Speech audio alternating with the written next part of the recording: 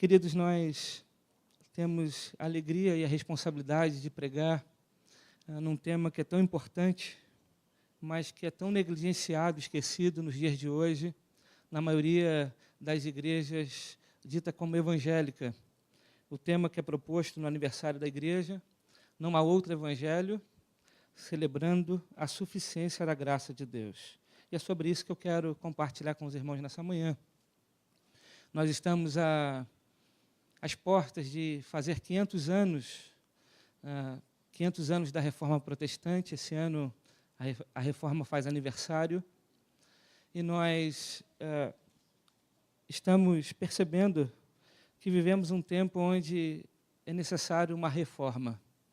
Quando a gente olha para trás, a gente percebe homens de Deus descobrindo ou redescobrindo a verdade, homens como Lutero, Zwinglio, Calvino, que descobriram a luz no meio de uma época de tantas trevas, no meio de uma época onde o Evangelho havia sido esquecido. Eles redescobriram a luz, redescobriram as Escrituras Sagradas. E quando as Escrituras Sagradas ela é redescoberta pela igreja, nós também descobrimos a graça de Deus. Nós descobrimos que a salvação é somente pela graça de Deus. E recebemos essa salvação, que é um presente do Senhor, mediante a fé em Cristo Jesus.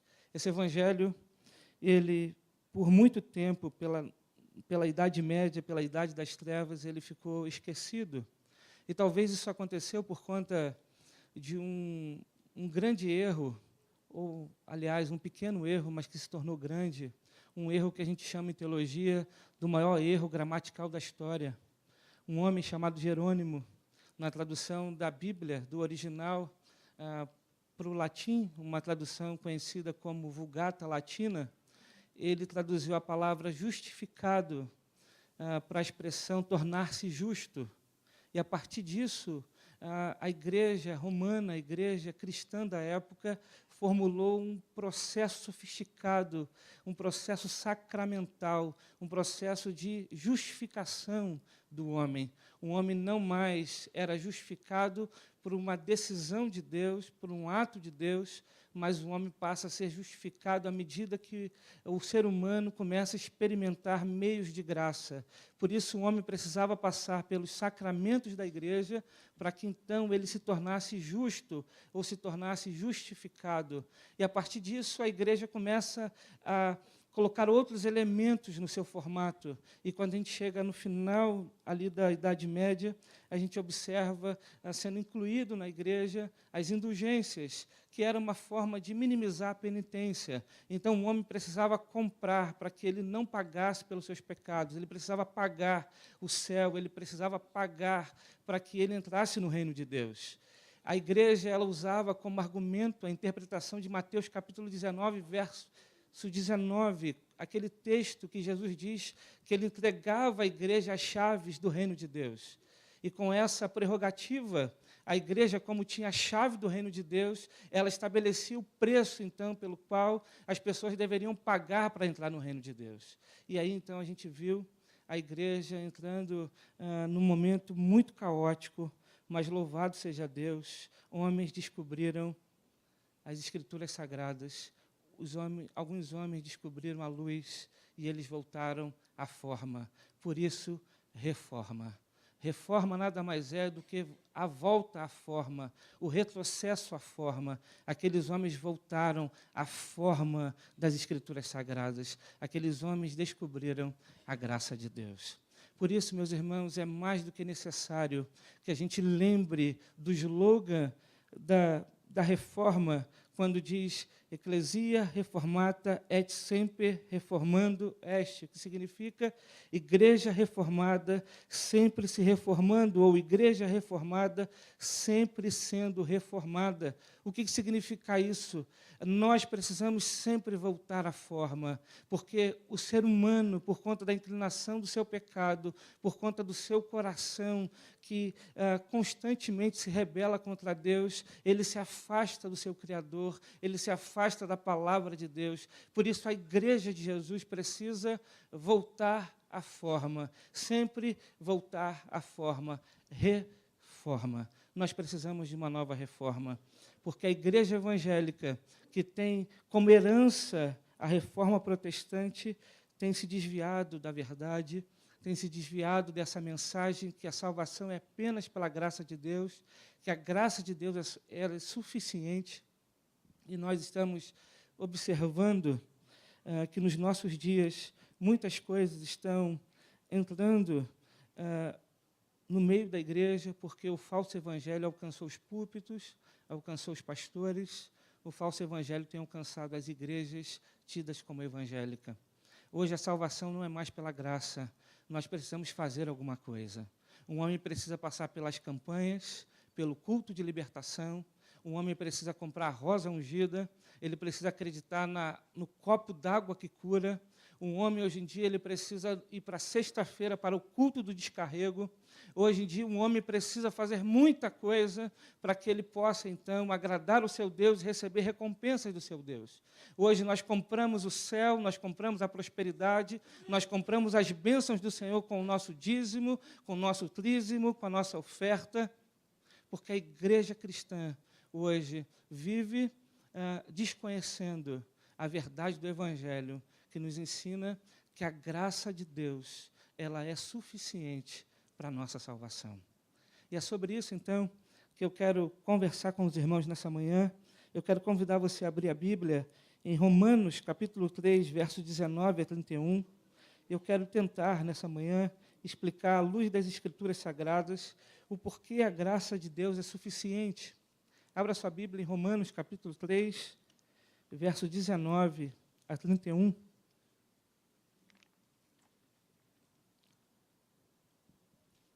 Romanos, capítulo 3, verso 19 a 31.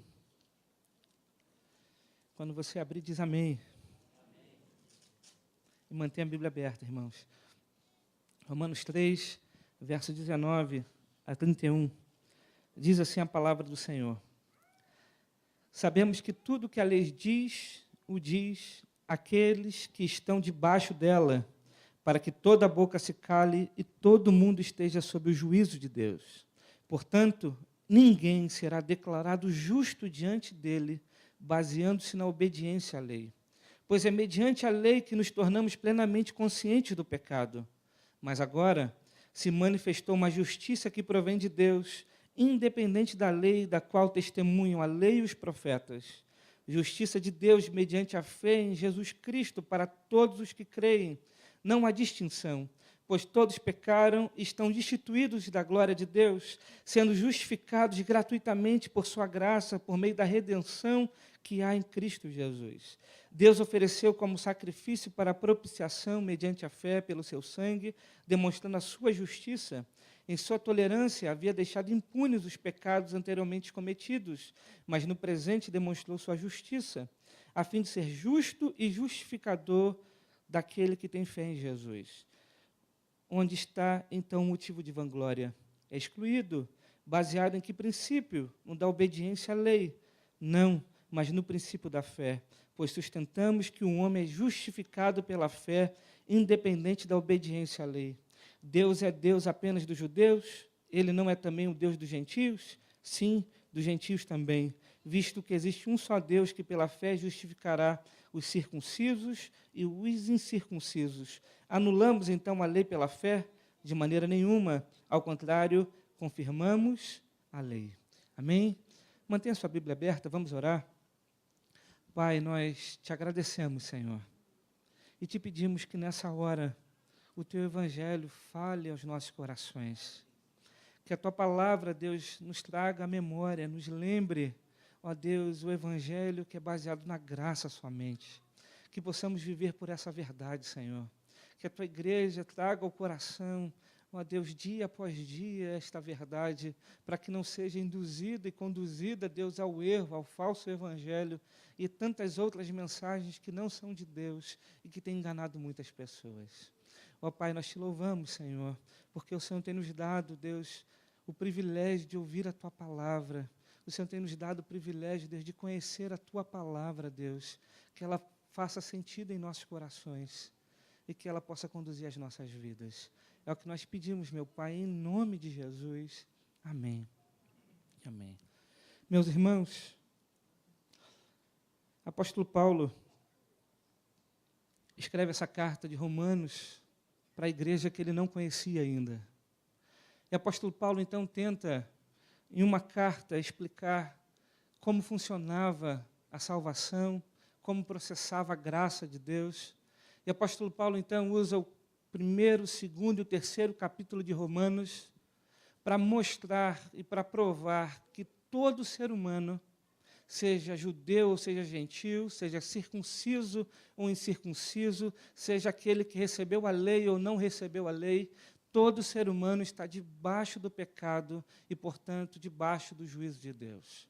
O apóstolo Paulo, então, usa esses primeiros capítulos da carta para mostrar para nós que não há salvação, não é possível a salvação do ser humano por ele mesmo, porque todo ser humano está debaixo do juízo do Senhor.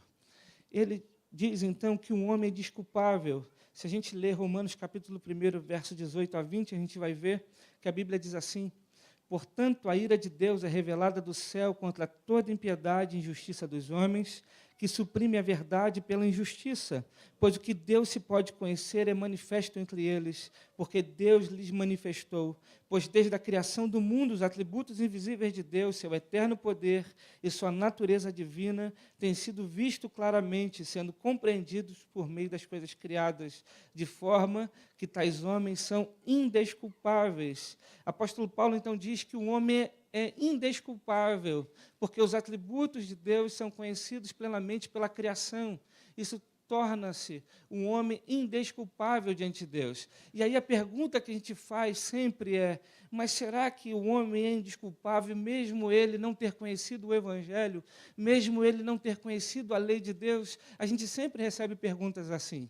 Paulo vai responder isso lá no capítulo 2, verso 12 a 15, quando ele diz: todo aquele que pecar sem a lei também perecerá, e todo aquele que pecar sob a lei, pela lei será julgado, porque não são os que ouvem a lei que são justos aos olhos de Deus, mas os que obedecem à lei.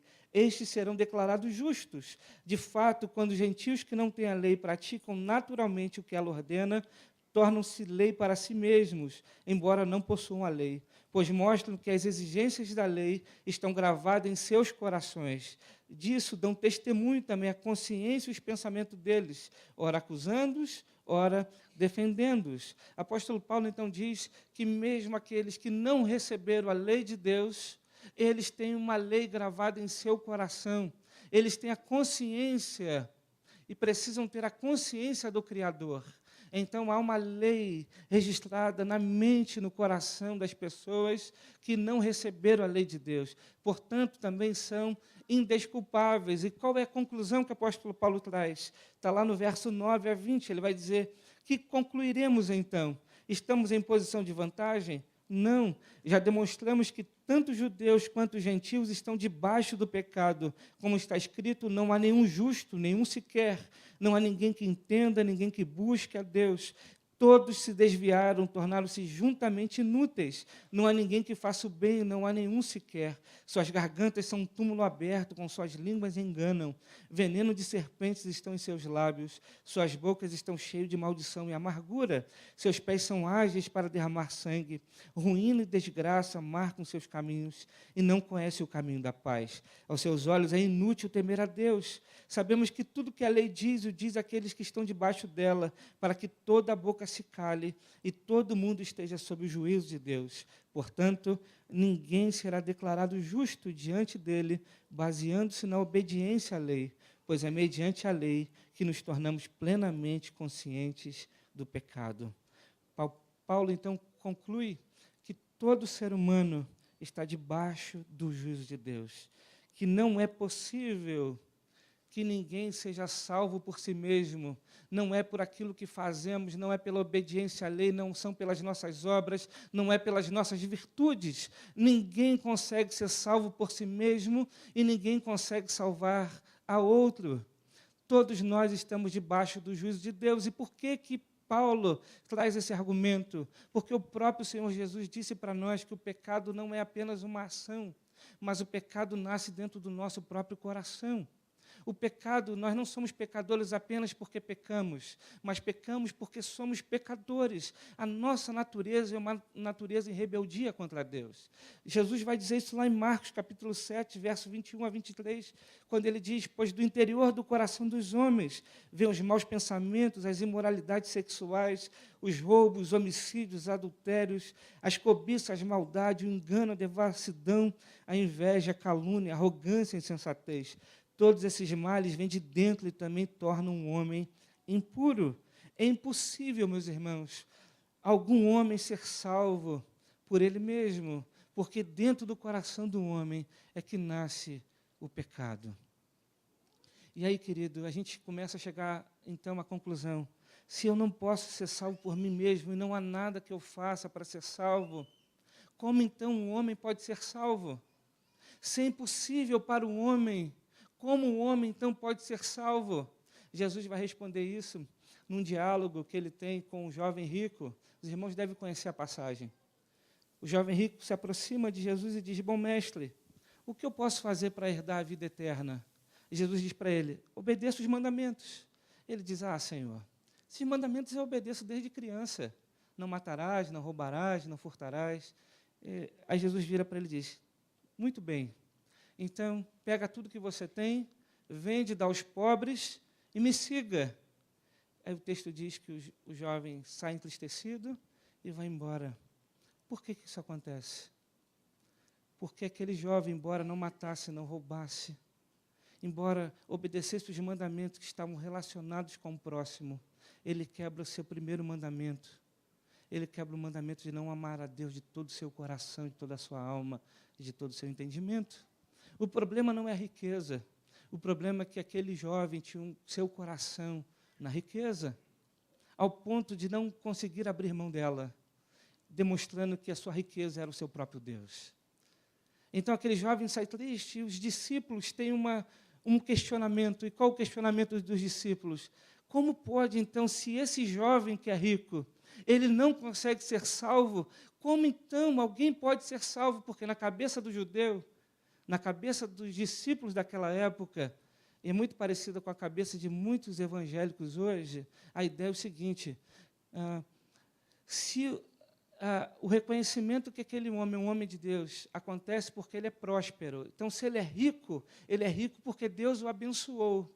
Então, se ele é rico e Deus o abençoou para ele ser rico, se ele que recebe a bênção de Deus a ponto de ser rico não consegue ser salvo, como é que nós, que somos pobres, conseguiríamos ser salvos? A resposta de Jesus é a seguinte: Jesus vai dizer: o que é impossível para os homens é possível para Deus. Aquilo que é impossível para os homens é possível para Deus.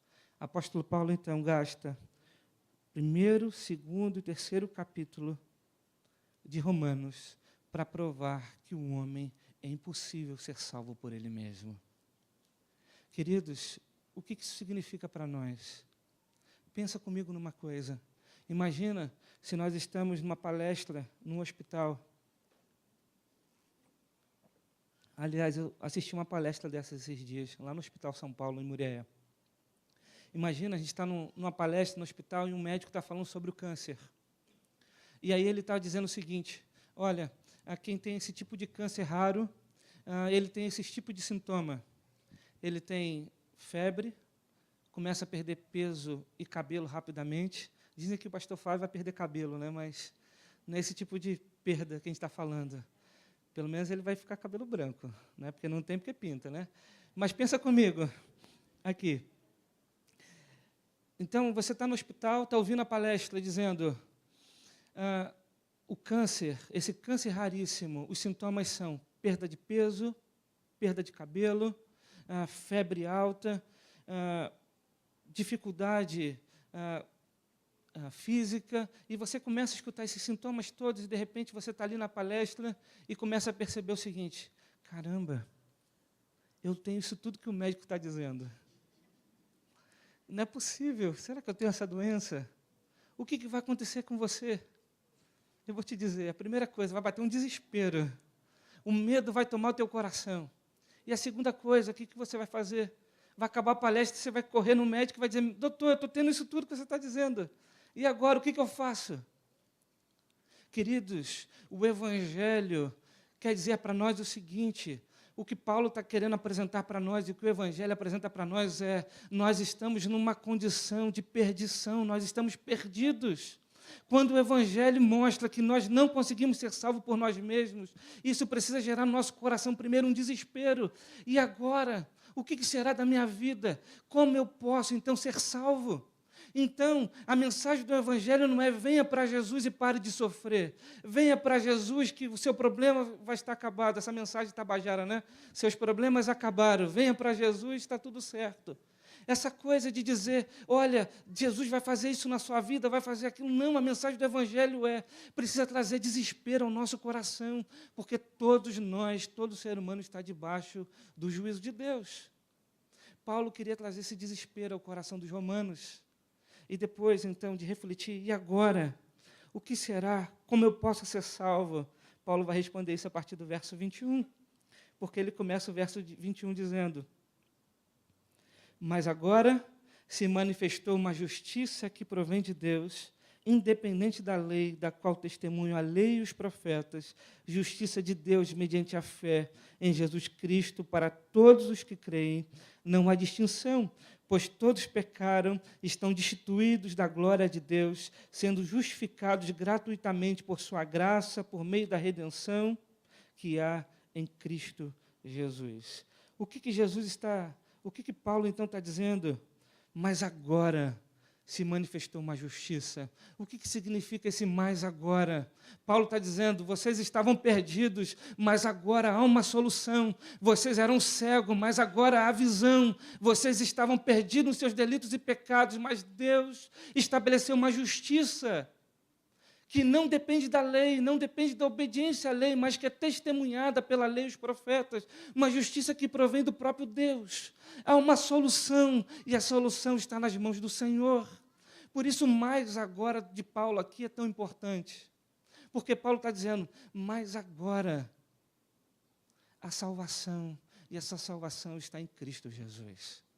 Deus providenciou a salvação, entregando seu próprio Filho, para ser sacrifício e propiciação por amor a nós.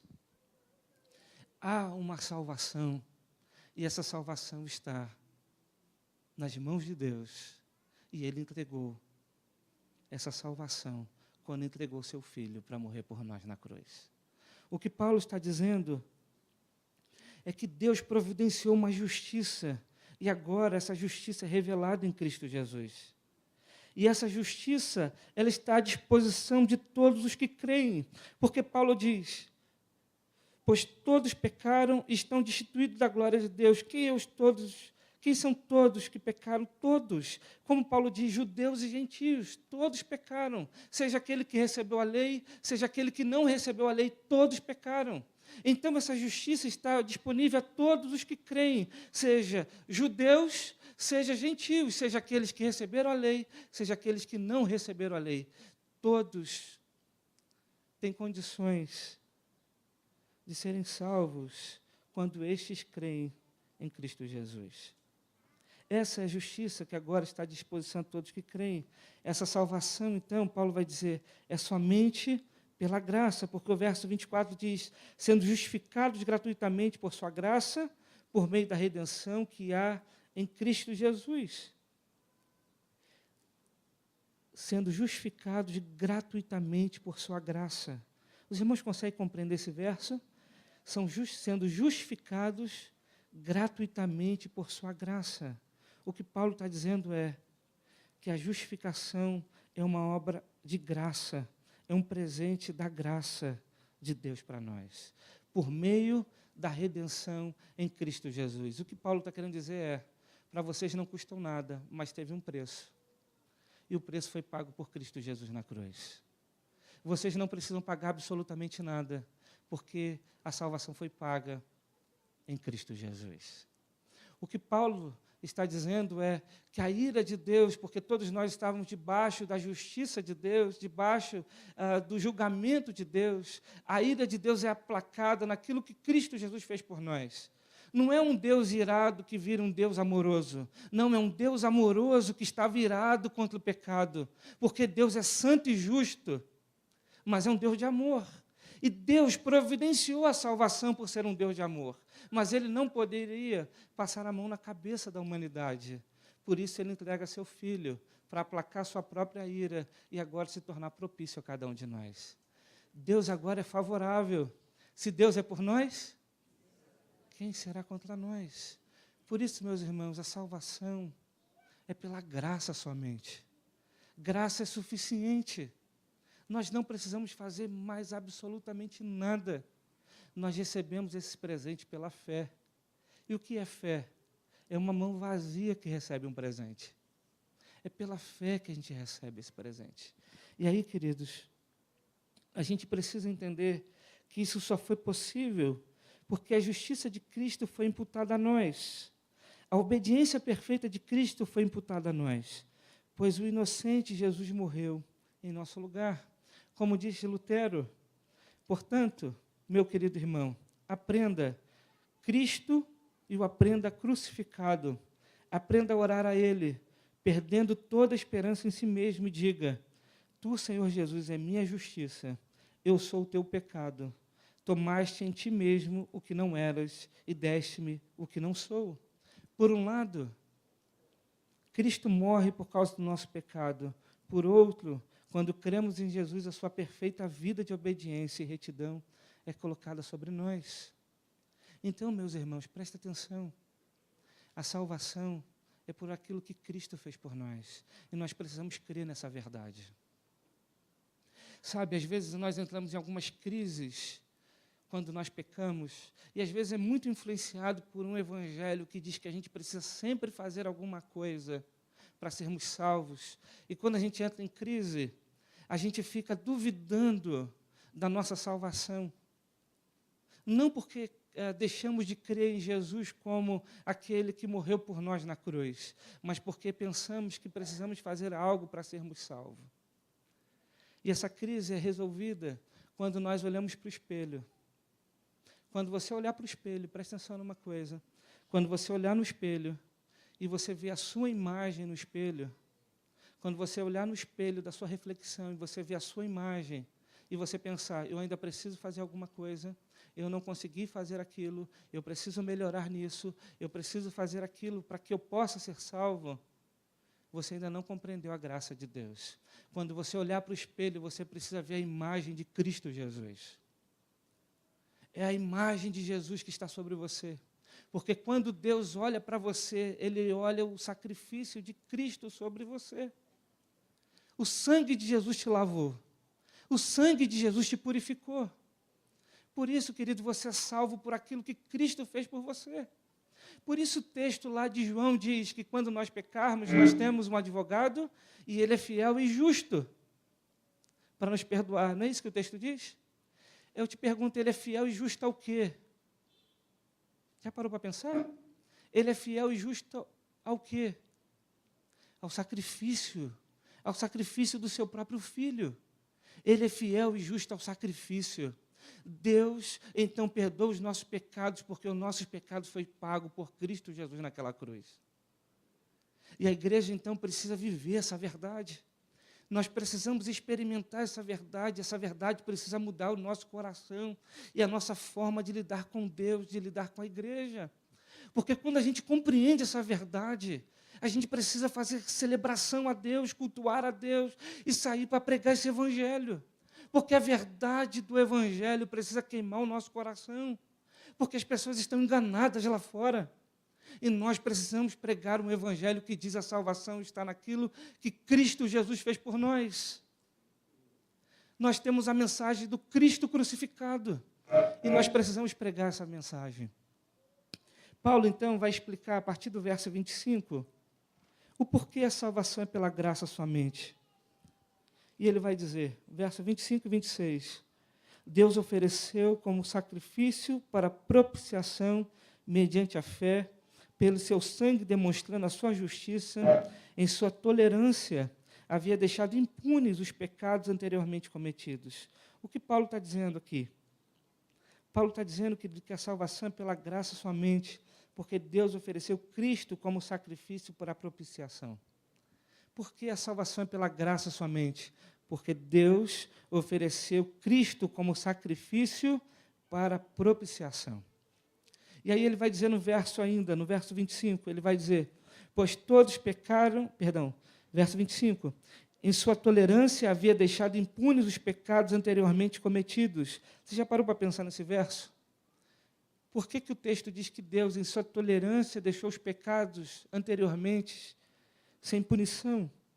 Será que Deus havia cancelado a dívida? Não. O que o texto está dizendo é que a morte de Cristo Jesus, ela serve para frente, mas ela também alcança para trás. A morte de Cristo Jesus, ela salva aqueles que estão na nova aliança, mas ele salva também aqueles que estavam na antiga aliança, porque a salvação sempre foi pela fé. Paulo vai dar esse exemplo em Romanos capítulo 4, porque ele vai dizer que Abraão foi salvo pela fé. Ele vai dizer que Davi foi salvo pela fé. Então, nunca foi pela lei, foi pelo sacrifício do seu filho, Jesus Cristo. Deus aguardou pacientemente para punir os pecados daqueles que ele quis salvar no Antigo Testamento, para punir os seus pecados no seu próprio Filho. Então, Cristo foi propiciação pelos pecados daqueles que viviam na Antiga Aliança e daqueles que vivem na Nova Aliança. Queridos, a salvação é somente pela graça, porque Deus entregou seu Filho para morrer por nós. E ainda, a salvação é pela graça para dar toda a glória a Deus. O verso 27 vai dizer, onde está então o motivo de vanglória? É excluído. Baseando-se em que princípio? No da obediência à lei? Não, mas no princípio da fé. Pois sustentamos que o homem é justificado pela fé, independente da obediência à lei. Por que a salvação somente pela graça? Porque essa glória é de Deus. A glória da salvação é de Deus. Tudo que Deus faz para a sua própria glória. Deus não divide a glória. A glória da salvação é de Deus. Imagina, se nós cooperássemos pela salvação. A gente ia pensar como?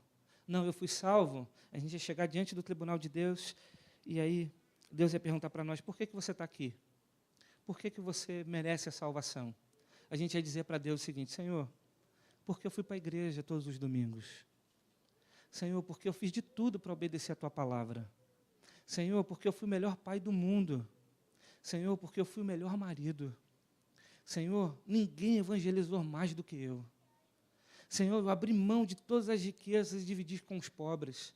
Senhor, eu amei o próximo mais do que qualquer um. A glória é de quem? De Deus ou do homem? Então, diante do tribunal de Deus, quando se for perguntado para nós, por que você merece a salvação? A nossa resposta é, nós não merecemos. Mas nós fomos salvos pelo mérito, pela obediência perfeita, pelo sacrifício de Jesus por nós. Deus, nós não merecemos ser salvos, nós não merecemos estar aqui. Nós merecíamos a Tua ira sobre nós. Nós merecíamos o castigo do Senhor sobre nós, porque nós sabemos que nós pecamos contra a Tua santidade. Nós sabemos que nós nos esforçamos a obedecer à lei, mas como diz Tiago, capítulo 2, verso 10, quando quebramos um tio da lei, quebramos toda ela. Então nós sabemos que em vários momentos nós quebramos a lei e nós pecamos contra a Tua santidade. Senhor, nós éramos merecedores de castigo, mas pela morte de Jesus, pelo sacrifício de Jesus, nós fomos salvos. Então, queridos, a salvação é pela graça somente, para dar toda a glória a Deus. Não há vanglória humana, ela é excluída. Mas Paulo ainda vai dizer que a salvação é pela graça somente, para demonstrar que Deus é Deus de todos os povos. Verso 29 a 31, o texto diz, Deus é Deus apenas dos judeus? Ele não é também o Deus dos gentios?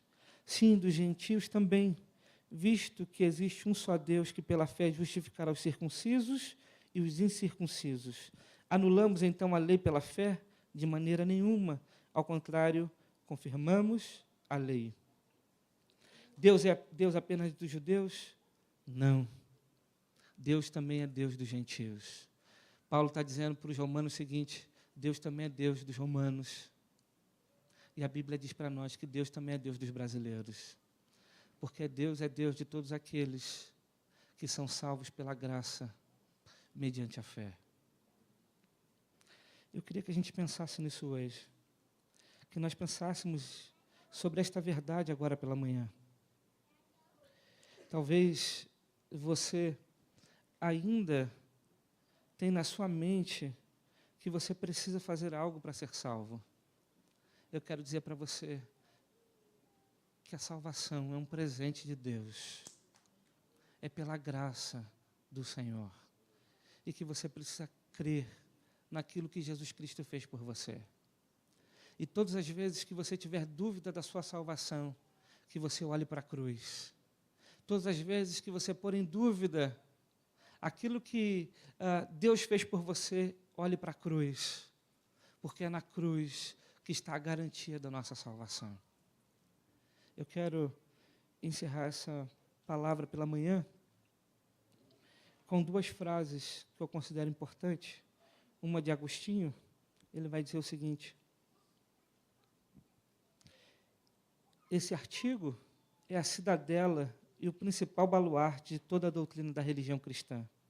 Se esta doutrina permanecer intacta, todas as idolatrias, superstições e corrupções que houver em todas as demais doutrinas, por si mesmo, se destruirão. E uma outra palavra de Lutero, que ele diz: sola gratia, o artigo pelo qual a igreja se mantém de pé ou cai. Sabe por que as igrejas, muitas igrejas, se mantêm de pé humanamente, mas já caíram? Porque se esqueceram que a salvação é pela graça somente. E esqueceram que a graça é suficiente para nós. Hoje à noite eu quero falar com os irmãos como nós vivemos na prática, como nós experimentamos essa graça na prática e como isso impacta nosso dia a dia e nossa rotina de vida. Eu queria convidar você a estar aqui logo mais, para continuar ouvindo um pouco sobre essa mensagem. É uma continuação, a gente vai continuar ela, tá certo? Que Deus nos abençoe. Vamos orar? Feche seus olhos.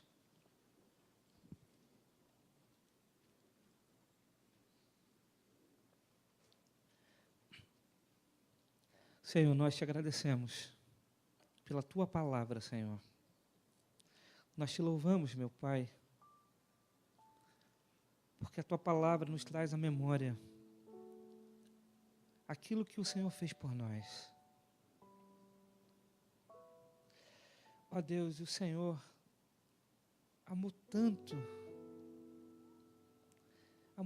a sua igreja, amou tanto a sua criação, que foi capaz de entregar seu Filho para morrer por nós.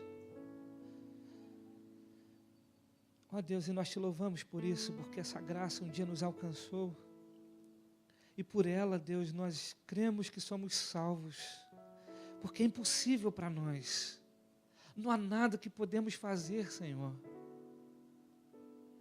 mas o Teu Filho veio ao mundo, e fez com que o Senhor se tornasse favorável a nós. Ó Deus, que essa verdade impacte o nosso coração, para que a gente possa dar glórias e glórias e glórias ao Teu nome, Senhor. Para que Teu nome seja exaltado em nossas vidas. Para que qualquer motivo de vanglória seja retirado do nosso coração, porque não há glória nossa, a glória é do Senhor, Pai. Não há nada que faça com que tenhamos créditos no céu. Mas o Teu Filho veio do céu, obedeceu a lei perfeitamente. O justo morreu pelo pecador. E por isso, Pai, nós temos salvação. Louvado seja o Teu nome, ó Deus. Nós te agradecemos nessa manhã. E te pedimos, meu Pai, que logo mais à noite, o Senhor mostre para nós como essa graça precisa ser vivida, ó Deus, precisa ser demonstrada. Como esta graça, Deus, tem a ver com o nosso dia a dia. Como nós não precisamos de autoajuda. Como nós não precisamos, Deus, de nenhum artifício para complementar, ó Deus, a Tua graça. Mas que, ó Deus, possamos perceber que ela é transformadora e é capaz de transformar as nossas vidas. É o que nós pedimos, meu Pai, em nome de Jesus. Amém. Amém. Pastor. Creio em Deus Pai Todo-Poderoso, Criador dos céus e da terra. Creio em Jesus Cristo, seu único Filho, nosso Senhor, o qual foi concebido por obra do Espírito Santo e nasceu da Virgem Maria.